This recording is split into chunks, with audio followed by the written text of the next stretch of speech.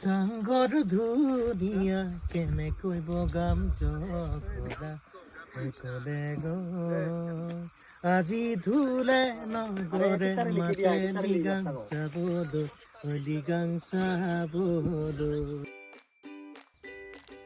এনেদৰে আমাৰ পিকনিকৰ যাত্ৰা আৰম্ভ হৈছিল।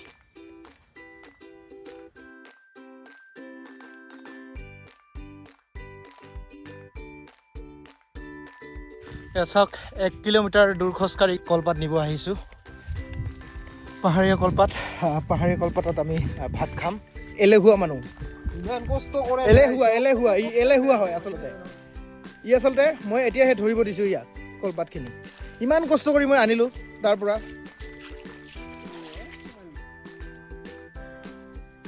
ঝৰ্ণাৰ পানী, আজি ঝৰ্ণাৰ পানী দিয়ে খাব লাগিব আৰু। এয়া চুঙাত দিয়া গাহৰি ৰেডি আৰু এয়া চিকেন বনাই আছে আমাৰ মণিদীপে।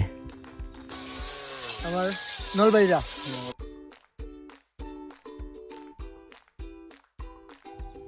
ফাইনেলি হৈ গ'ল।